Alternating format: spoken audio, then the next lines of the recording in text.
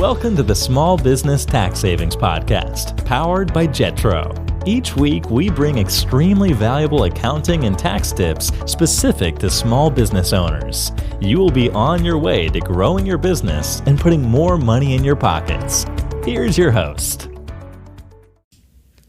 Hello and welcome back to another episode. Today's topic is on what is an accountable plan and why is it important to my business. Now, before we get into that, this episode is brought to you by Jetro, a digital accounting firm servicing business owners across the country, helping them relieve stress around financials and save thousands in taxes. I am your host and founder of Jetro, Mike Jesowshek. Again, today's topic is what is an accountable plan and why is it important to my business? Now, you may or may not have ever heard of this thing called an accountable plan, but it is something that we talk about quite often here at Jetro. So regardless of kind of where you're at, whether you've heard of it, whether you use it, whether you are just interested in it, we're hoping that in this episode, we're going to bring you up to speed about the accountable plan and why you might want to think about using one within your business. So I always kind of started with, do you reimburse yourself for business expenses that you put on personal accounts, or maybe business expenses that are both business and personal mix? So in most cases, we know that you use your business account for business-related expenses, but there's always going to be moments when you use cash or you use your personal accounts to pay for something that you want the business to reimburse you for. So if you have employees, this also would apply to them as well. And it's important to make sure that you have specific records and have this set up correctly so that you can ensure that these reimbursements can be tax-free. So to get started, let's just think about what is an accountable plan. Basically, it's a fancy way of saying reimbursement policy. An accountable plan is for S corporation owners that pay for business or business and personal mix expenses using their personal accounts. It's basically a reimbursement policy and expense reporting system that allows both the owners as well as employees, if you want to turn in expense reports to the business for reimbursement in a way, and this is key, that keeps those amounts from being counted as taxable income. So again, we kind of talked about at the beginning. If you have an expense that is 100% business related, simply run it through the business account. Always run that through the business account. However, if you have expenses that you accidentally paid for personally that are business related, or you have expenses that are both business and personal mix, so think home office, think an automobile that is not in the business. So if you have business expenses that you accidentally paid for personally or have business and personal mix, that's when we're going to want to use an accountable plan. And it's important to have an accountable plan in place because if you reimburse yourself without one, that money could be considered taxable income. So we want to make sure that we have an accountable plan in place and set up properly so that we can ensure that the reimbursement is not taxable to you as the business owner. So how do we implement an accountable plan? There's three main steps when we're talking about an accountable plan. The first step is adopt a written reimbursement policy. This is adopting the accountable plan. Now, in the show notes, I'm going to provide a link to an article that we did on this topic, and you're going to find in there a sample document that we used. Basically, it's a document that you can download, edit to yourself, and this is a reimbursement policy or implementing or adopting the accountable plan. Now, you're going to want to keep this in your records. You don't have to submit it to anybody. You don't have to submit it to the IRS or anything, at least now. So just keep it in your records should you need it in the future. Some important things to consider when you're creating that written reimbursement policy or accountable plan. The expenses still must have a valid business purpose. So if you're reimbursing yourself, the expenses, of course, still have to have a valid business purpose. You must be able to identify the expenses with a receipt or some type of other documentation or substantiation that supports it. So if you have a home office, provide some documentation that supports that. If you're reimbursing yourself for a cell phone bill that's 80% business related, that's fine. Just make sure that you have, keep the receipts for that cell phone bill so that you have substantiation to support that expense. Make sure you provide that documentation in a timely manner. And another thing to consider is that these advances that we make with an accountable plan, they can be provided in advance for anticipated purposes. So let's say you're going to a business trip and you say, I'm going to reimburse myself, or I'm planning to use my personal account for $1,000 worth of activity. You can reimburse yourself or send yourself $1,000, and just make sure you're creating substantiation, grabbing receipts for that $1,000. Any unused portion would just have to be given back. So you can do advances with an accountable plan, but again, any unused portion or items that are not business related would have to be returned to the business. And this more so comes into play when you're talking about employees using an accountable type plan with you. So item number one, or step number one, adopt a written policy or accountable plan, formal accountable plan within your business. Item number two is create an accountable plan template. This can be used to help determine the reimbursement amount, track various expenses, and things that are going to be reimbursed for. Again, in that article in the show notes, we have a sample copy of what our accountable plan template looks like. Our accountable plan template is mainly for small business owners, not necessarily the employee side. For the employee side, you can just do a typical expense reimbursement type plan or spreadsheet or something like that. Our accountable plan doc is mainly to try to get business owners to think of ways that they can get some items on there that are business and personal mix. And then the third piece is make the reimbursement payment. You simply pay from the business bank account to your personal account or your employee's bank account for the reimbursement amount. Note that you should keep all original reports, that expense report, the accountable plan report, receipts, substantiation documents, etc. for your records should you ever need it.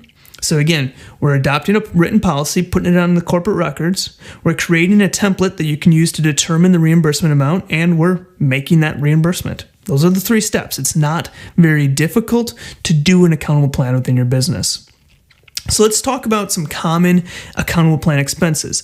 This is something a lot of clients ask us. Okay, great, accountable plan. Give me some ideas. I don't pay for anything personally. And here's what we want to kind of give ideas. So here's the items that we typically see involved in accountable plan reimbursement. And this is, again, more geared towards the owner that is also an employee, so an S-Corp owner.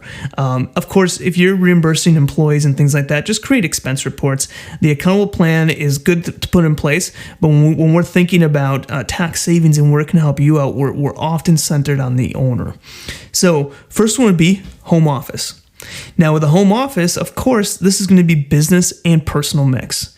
So you first need to determine business use percentage. And this can be called BUP, or just simply put, business use percentage.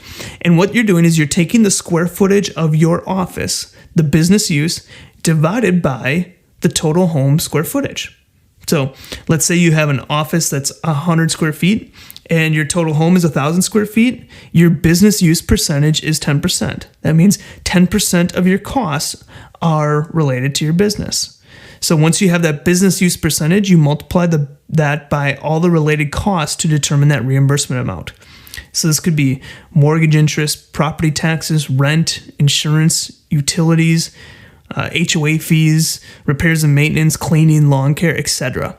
Basically, you take all of these home expenses and you multiply it by your business use percentage to get what the actual reimbursement is.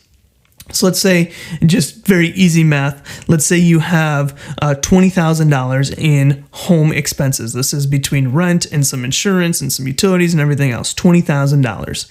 And that is, in your office is 100 square feet out of 1,000. So that's 10%. Basically, you could take your $20,000 times 10%, which gives you $2,000. That's your reimbursement for the home office. The next thing that we often see is the automobile. And this would be an automobile that is not fully business. This would be owned by the employee, not 100% business vehicle. Again, for this one, we want to find the business use percentage of this vehicle. So we're taking business miles driven divided by total miles driven. You drive 1,000 miles for business, 10,000 miles for total for the year. That's 10% again. Be sure to keep a mileage log to help support this. In the event of an audit, the IRS might request some mileage log to help back this up. When we talk about automobile, there's two methods. The mileage method, which if your business use percentage is 50% or less, you must use the mileage method. So if you're using the business vehicle, the business use percentage is, say, 45%, you must use the mileage method. Mileage method is the easiest. You simply take 57.5 cents per business mile. And that 57.5 changes every year. That's what it is for 2020. But again, mileage method is you just take however many business miles you have, multiply it by whatever the rate is for that year.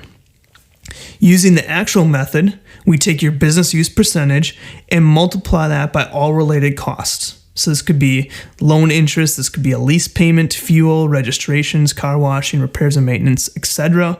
And then you determine your reimbursement amount from that. Other things could be office expenses. So think internet, cell phone. Again, this is, you want to find your business use percentage here. Typically for these items, we say 80%. So use your cell phone, your internet at home. If you work from home, about 80% of the time that's used for business, or less or more, depending on your specific situation. But just kind of find a rough idea of business use percentage. You multiply that by the total cost. Other things might be travel, parking, tolls, business meals, etc. Basically, any other business-related item that you paid for personally, you're going to want to put on the accountable plan as a reimbursement. So this could be an item that is partially business or fully business. Sometimes people look through their statements at the end of the year and notice, hey, we had quite a few expenses that probably were business related that we just happened to run through personally. Great. End of the year, make that adjustment, do a reimbursement through an accountable plan to reimburse yourself for those items. So again, some of those common ones: home office, automobile, office expenses, things like that. But really anything that can be business related, anything you can find a business purpose for, whether that is the full amount or just a partial amount that you paid for personally, you can include in the accountable plan. Now remember, if an item is 100% business use, save the extra effort and just simply run it through your business account. This is for items, the accountable plan is for items that you paid for personally accidentally, or items that are business and personal mix. If it's a 100% business related item, run it through the business. You can avoid all of the messing around with the accountable plan. So just want to go through, review it again. Again, accountable plan is basically just a fancy word for reimbursement. And it's a way to reimburse yourself for items that you paid for personally, and make sure that reimbursement is not taxable. That's what the accountable plan for. That's the purpose of it. It's important to have an accountable plan because otherwise that reimbursement could potentially be considered taxable income. How do you implement an accountable plan? 1, adopt a written reimbursement policy, which is your accountable plan. We can find a sample document to that. I'm going to provide a link in the show notes where you can see an article that we wrote on this with a sample document in there. Once you have that written reimbursement policy, create an accountable plan template. This is going to be a template that you can fill out and make sure you're taking the deduction amount. Again, in that article on our website, we have a link to that one. And then finally, simply make the reimbursement. Pay from the business bank account to your personal bank account for that reimbursed amount. Make sure you do it in the same year. So if you have a 2020 reimbursement, make sure it's done in 2020. 2021, same thing. Some common things that we see on accountable plan is a home office, automobile. Big thing on those is finding the business use percentage. So what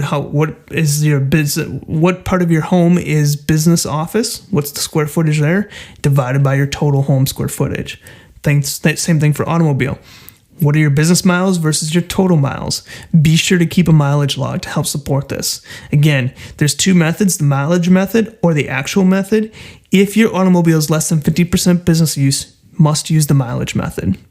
Other items would be office expenses, travel, parking, things like that. Again, this could be anything. These are just some ideas. If it's a 100% business use item, always run that through your business bank account. However, if you have an item that has business and personal mix, or you accidentally put in your personal account, that's where you're going to utilize an accountable plan to reimburse yourself for it. So I hope that was helpful. As we're getting into year end, this is going to be very important to get some of this stuff off the books before the end of the year. So hope that was helpful. We're going to continue this discussion about various different items before year end that we can help you save in taxes. And before I go, I just want to wish everybody a happy Thanksgiving. I want to let you know how appreciative we are for being valid listeners and members of our Facebook group and just collaborating with us. We love working with you guys. We thank you so much for all the support that you have given us to be able to continue to do this podcast and be able to continue to provide you guys tax savings. I just want to say thank you for that.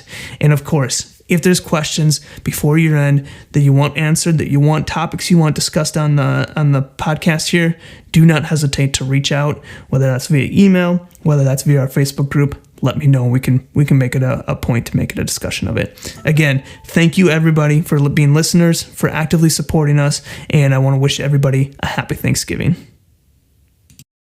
Now, one last thing before I go. Don't forget to check out our podcast website at www.jetrotax.com. Simply click resources and then podcast, where you can go there and check out our past episodes. Also, don't forget to join our free bookkeeping training program and free Facebook group. I've provided links to both of these in the show notes below. This has been another episode of the Small Business Tax Savings Podcast from the team at Jetro.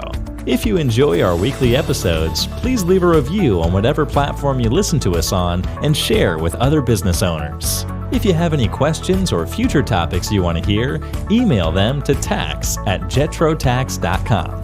Thanks for listening and have a great day.